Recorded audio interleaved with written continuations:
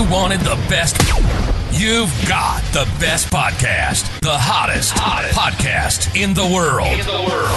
The Chris Voss Show, the preeminent podcast with guests so smart you may experience serious brain bleed. The CEOs, authors, thought leaders, visionaries, and motivators. Get ready. Strap yourself in. Keep your hands, arms, and legs inside the vehicle at all times, because you're about to go on a monster education roller coaster with your brain. Now, here's your host, Chris Voss. I'm Chris Voss here from thechrisvossshow.com. Ladies and gentlemen, welcome to the big show. As always, the Chris Voss Show is a family that loves you, but doesn't judge you, at least not as harshly as the rest of your family. And we've been here for 16 years and 2,500 episodes. And we've had just the most amazing minds on the show. Refer them to your family, friends, and relatives. Go to goodreads.com/Chris Voss, LinkedIn.com/Chris Voss, Chris Voss 1 on TikTok, and all those crazy places on the internet. Today we have a returning guest who's been on the show about, I think, 6+ times. Jance joins us again. She's the author of her latest book to come out September 30th, 2025, The Girl from Devil's Lake, a Brady novel of suspense, part of the Joanna Brady mystery series. Jay has been on the show with us multiple times. She's the New York Times bestselling author of over 46 contemporary mysteries in 4 different series. I always use her Amazon bio, and I think it needs to be updated because I think she has 60+ books. She's a voracious reader. J.A. Jance knew she wanted to be a writer from the moment she read her first Wizard of Oz book in 2nd grade, always drawn to mysteries from Nancy Drew, right through John D. MacDonald's Travis McGee series, and it was only natural that she tried her hand at writing her first book, and it would be a mystery as well. And she's been a prolific author all of her life. Welcome to the show, Miss Jance. How are you?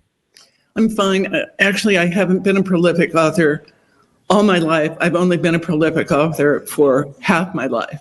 And I turned 80 last October, and the first Beaumont book was written in 1982.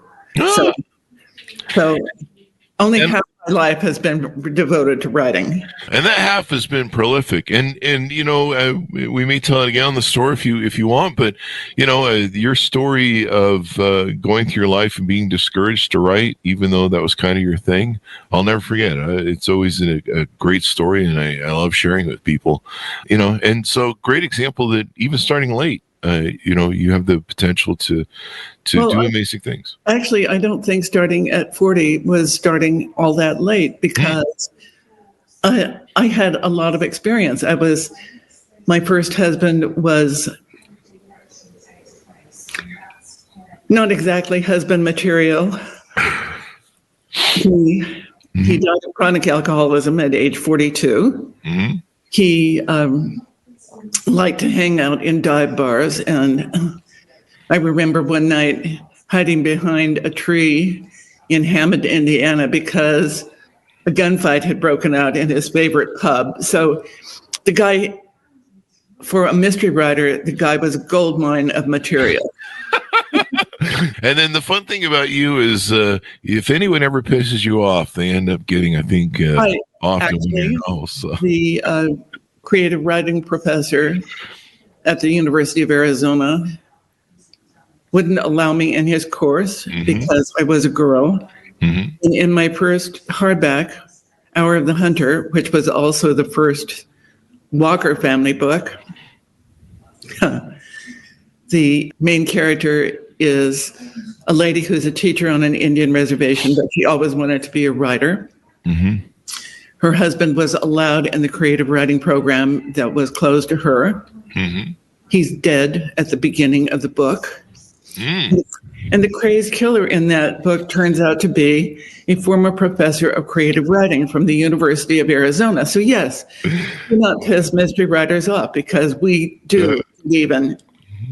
Your stories always echo with me, Jay. I love telling people about it and having you on the show. This is the Joanna Brady book. When I read, when I loved the Travis McGee books, but he never seemed to get any older. He never seemed to get any smarter. He always fell for the next good-looking broad who came down the road, and she was always trouble. And so when I started writing, I decided that my characters would age over the years. That's why Beau, who started out in his 40s in the books as a cop at Seattle PD, is now my age and retired from being a cop. But I did the same thing with the Joanna Brady books.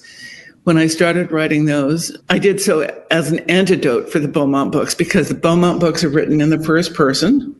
They're written from a male point of view, and they were written in the Seattle area where I was relatively new.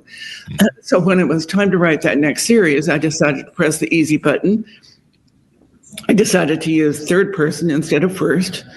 I decided to have a female protagonist, and I set them in southern Arizona, where I grew up.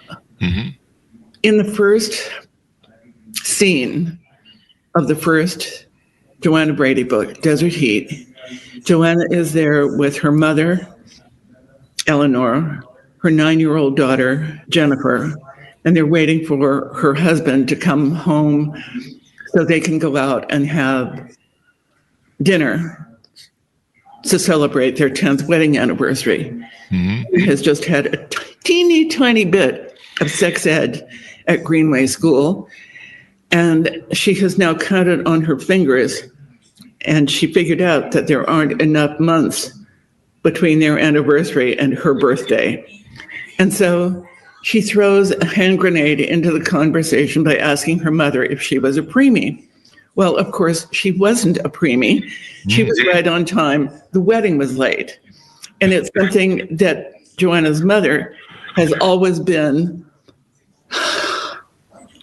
has pitched a fit about for the past however many years. Oh, wow. When we meet Jennifer Ann Brady in The Girl from Devil's Lake, she has grown up. She's a college graduate. Partway through an earlier book, Missing and Endangered, she decides to follow in her mother's footsteps and changes her major to criminal justice. When this book starts, she's about to graduate from the same police academy that Joanna attended after she was elected sheriff.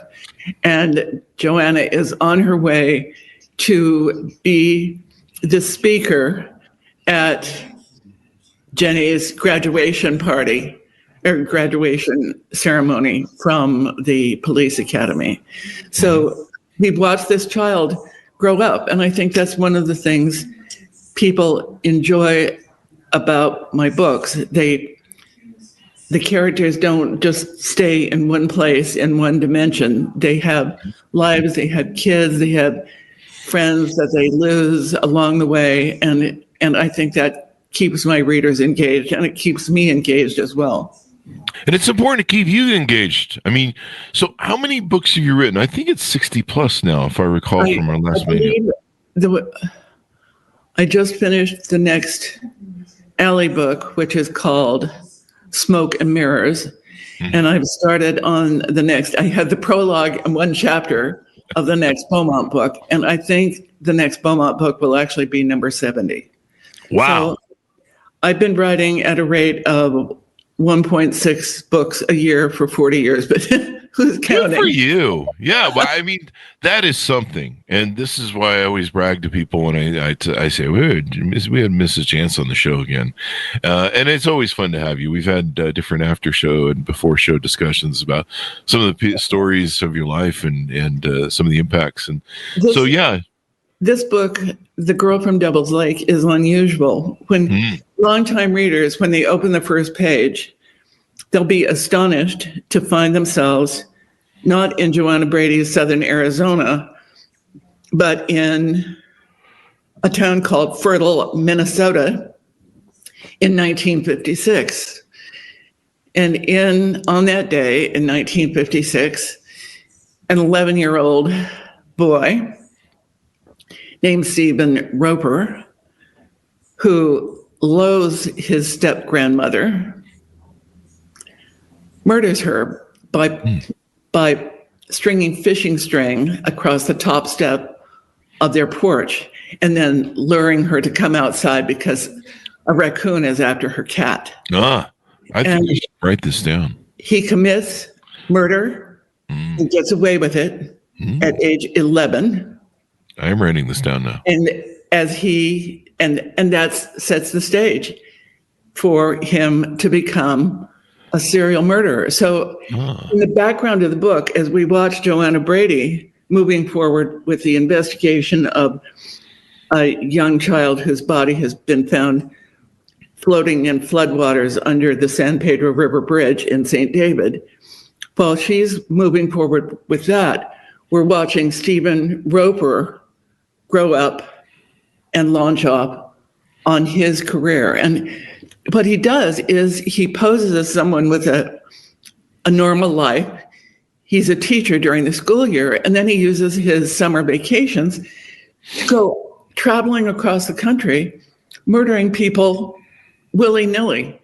And those stranger on stranger homicides are the hardest ones to solve because there's no connection between the perpetrator and the victim.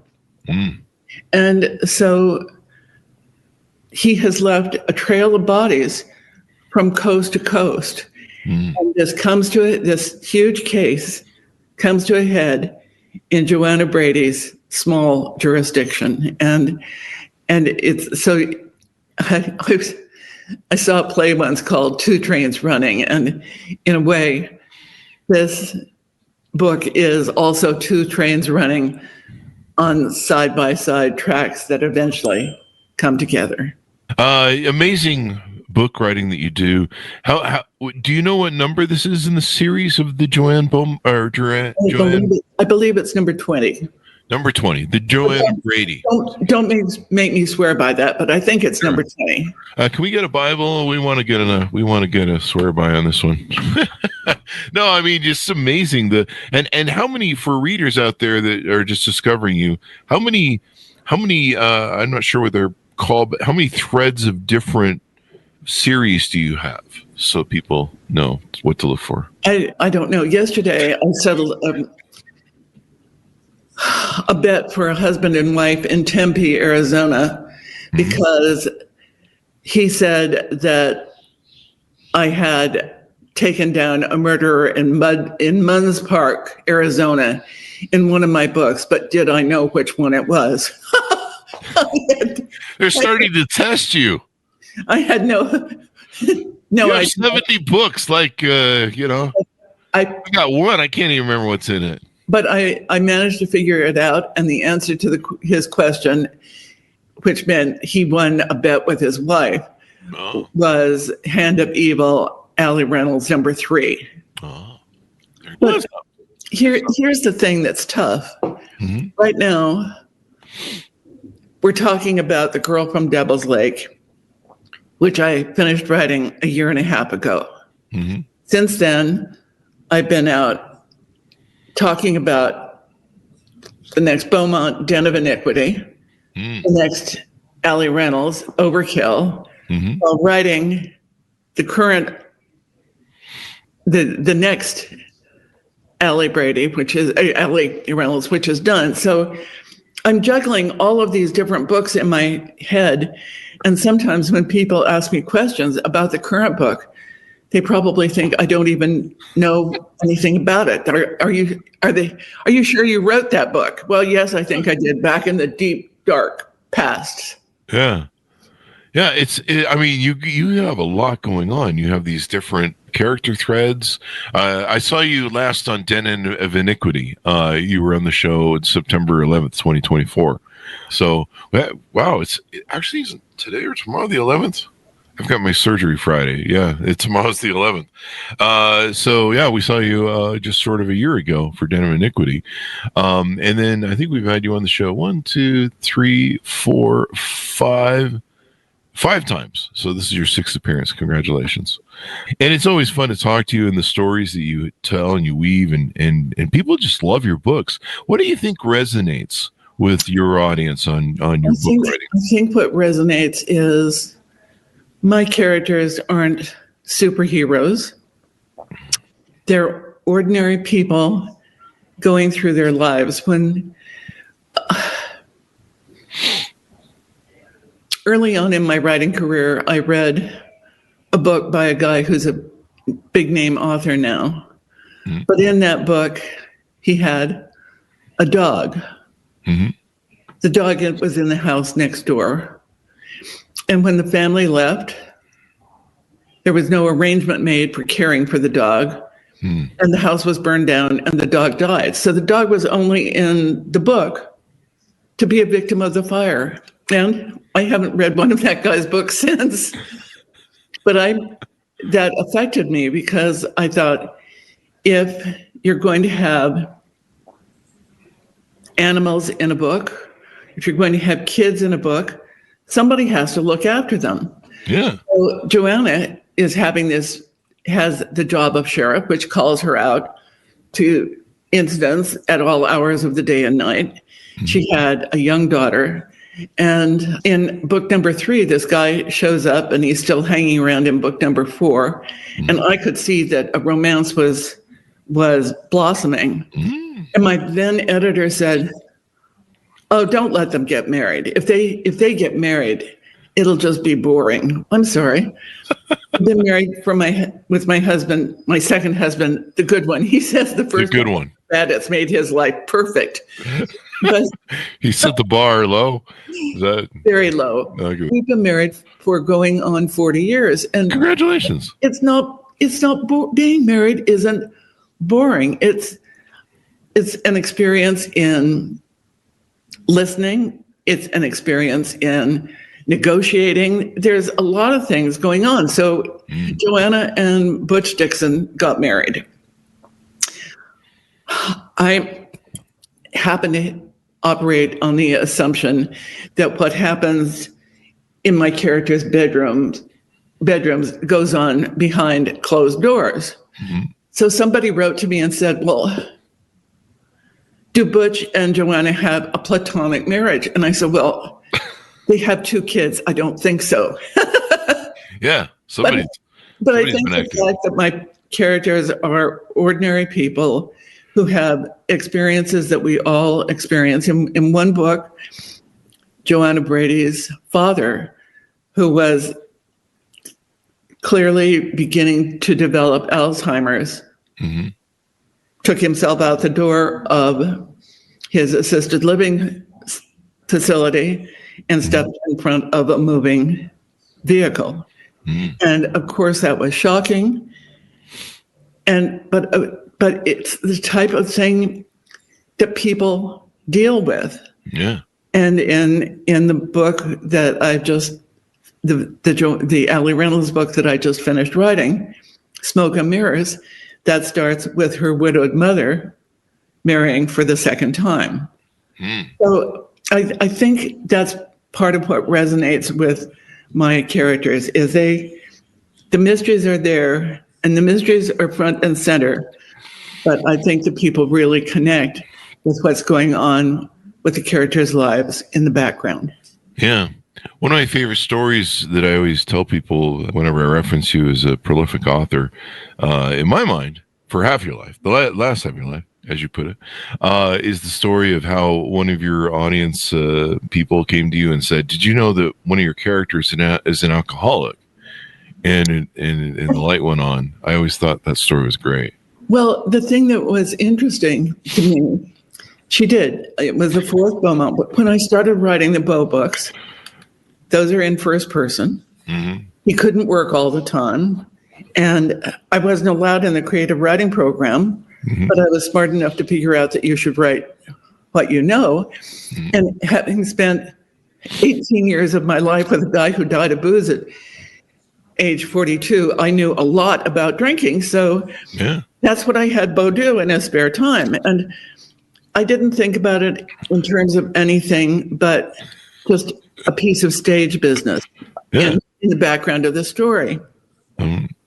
But then in assigning for the 4th book is when the lady came up and asked me, she said, "Beau drinks every day. He has a drink of choice. It's starting to interfere with his work.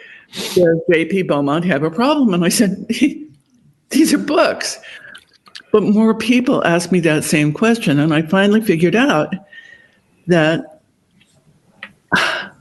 I had created Beau's background based on my history with a problem drinker. Yeah. And my readers recognized it before I recognized it. And that's sort of the theory.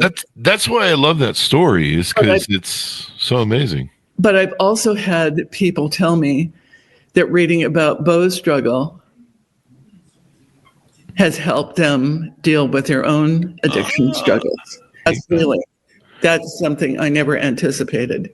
In fact, I was doing a signing someplace, and this really scary looking guy, I was in a grocery store in Seattle on 85th Street. And this scary looking guy, he was wearing a t-shirt with his packet of cigarettes rolled up in the sleeve and tattoos hither and yon.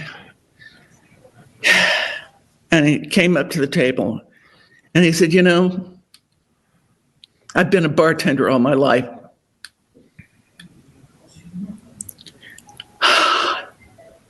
Then the doctor told me if I didn't quit drinking, I was going to die.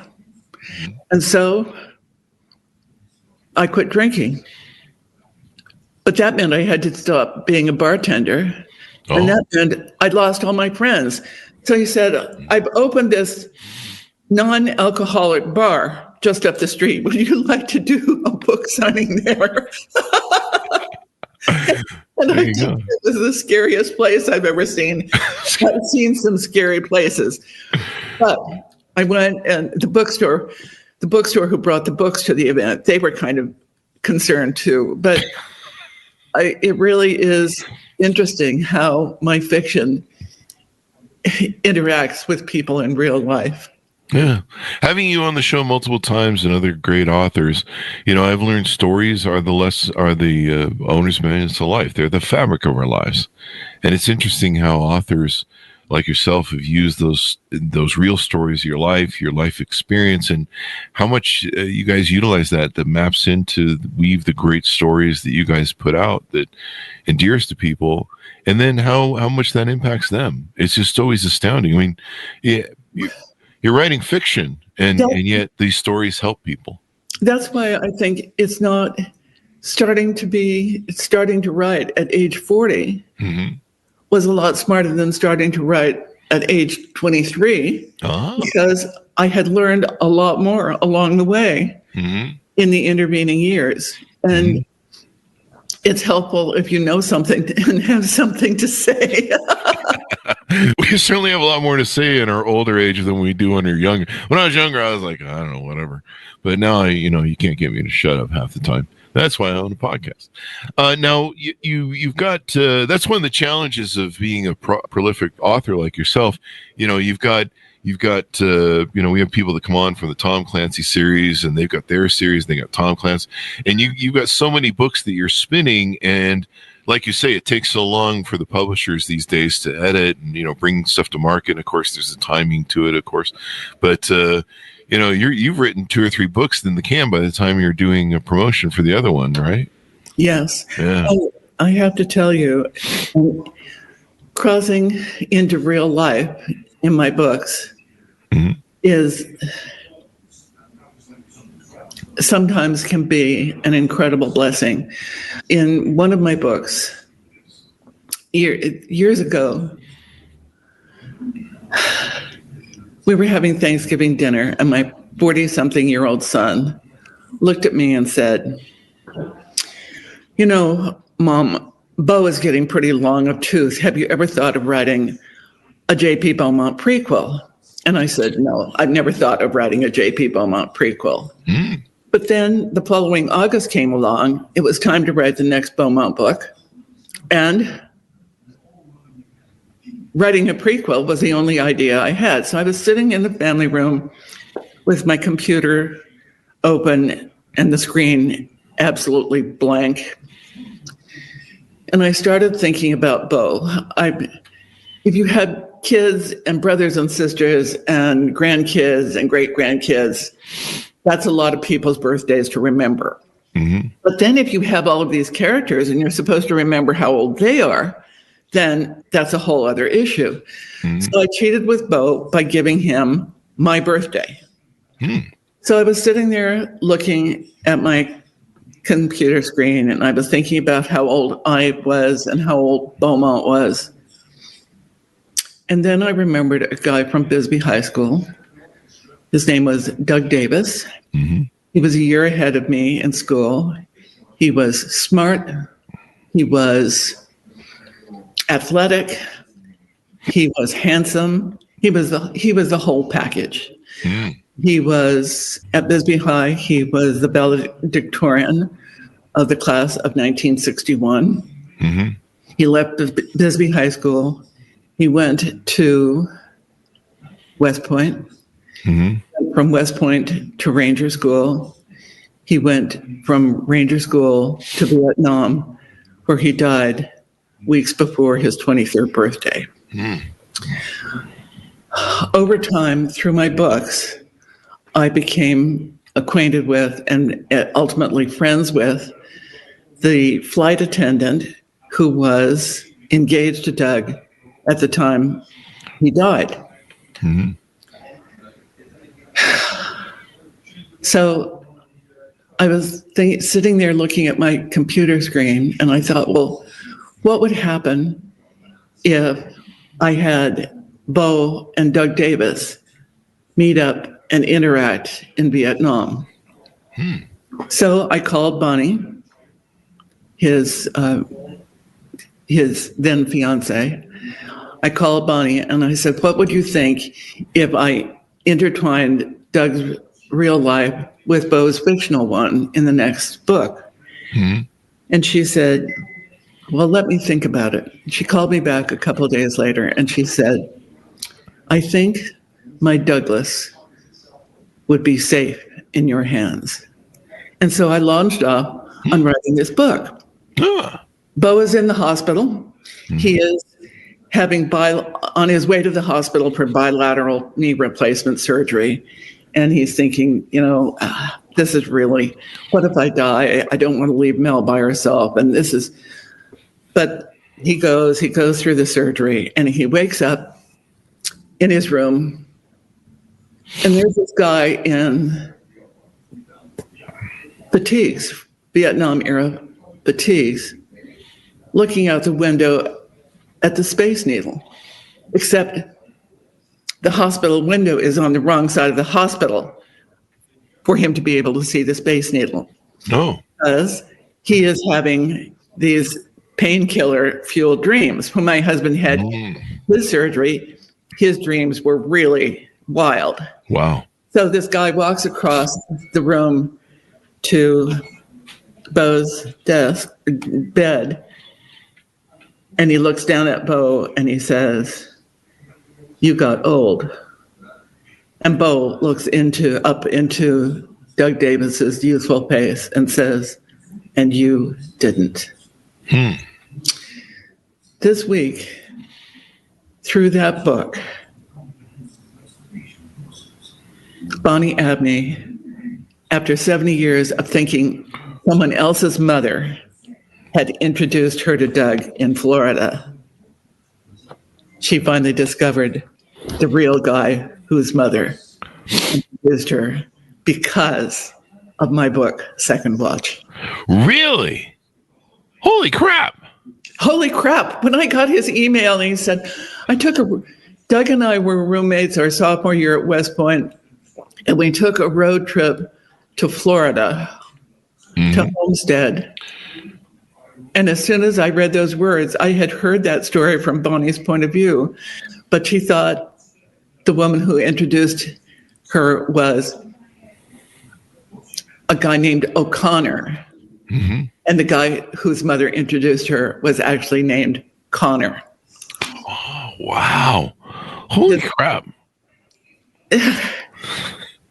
So that's the magic of intersecting real lives with fiction. Isn't that amazing? I mean, what's that? Some things are stranger than fiction, or some things are in real life. I don't know. I can't pull the reference. So, Miss Jance, what do you see anything coming from? You just launched this series. Do you want to give us the titles? I think you mentioned a couple of them earlier of pending future book sales. Well, Get on to. The most recent Alley book is Overkill. Mm-hmm. That starts with a woman. This cleaning lady is working in the household and cleaning up after a big holiday party. Mm-hmm. The husband, his car is in the garage, but he's nowhere to be seen. So she figures he must have gone off on a trip using an Uber. Mm-hmm. And then the woman of the household shows up at the top of the stairway, drenched in blood and holding a bloody knife. Mm. She happens, so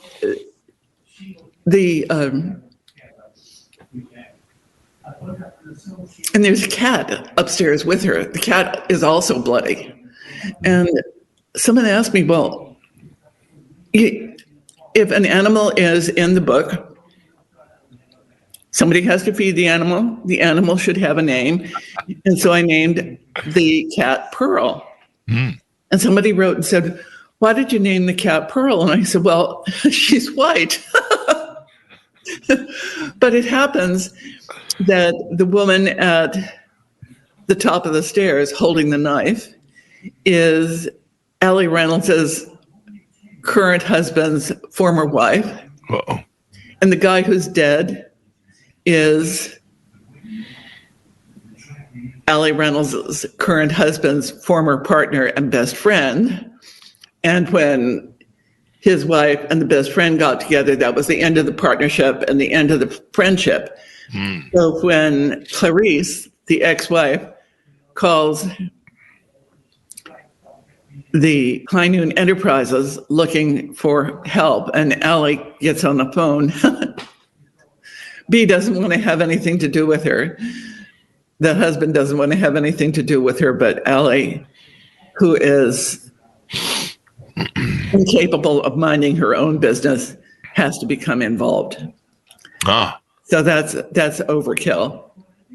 Well, Miss Jance, it's always an honor to have you on, and I always love telling stories. And when we talk to authors about the business of authorship, you just set a great example for authors and a high bar for them to follow. So we always appreciate having you on the show.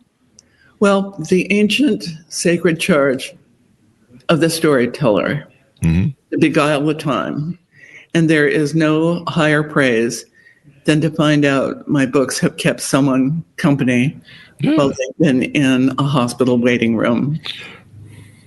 I should probably take one in this Friday. I'm going in on 2 days on Friday for a hernia surgery. So I should probably take your books in because them are going to be waiting a long time.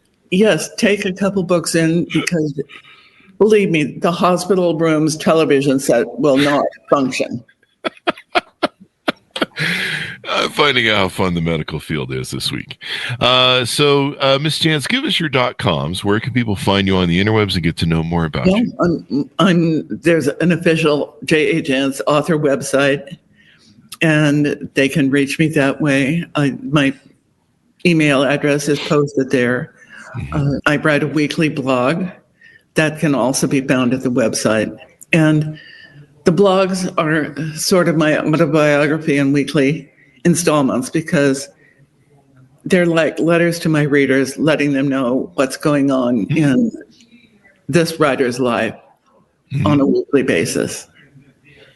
And so follow Miss Jance, follow her stories, read all her books. Just go ahead, just take your Amex card and go buy every single one on Amazon and follow the series. And it's always wonderful to have you on, Miss Jance. I always appreciate it. You should give them a warning. People have told me that reading my books is like eating Fritos because you can't read just one. I love how all your audience writes you and being like, why did you name the person that? They sound like they really get into the stories and they flesh them out and incorporate them in their own lives. And that's just amazing storytelling.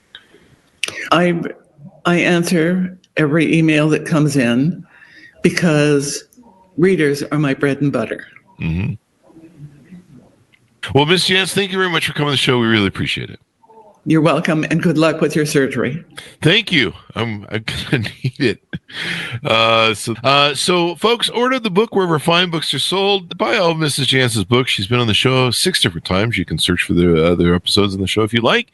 The Girl from Devil's Lake, a Brady novel of suspense, part of the Joanna Brady mystery series, out September 30th, 2025. Thanks a lot for tuning in. Go to goodreads.com/Chris Voss, LinkedIn.com/Chris Voss, Chris Voss 1 on the TikTok and all those crazy places on the internet. Be good to each other. Stay safe. We'll see you guys next time.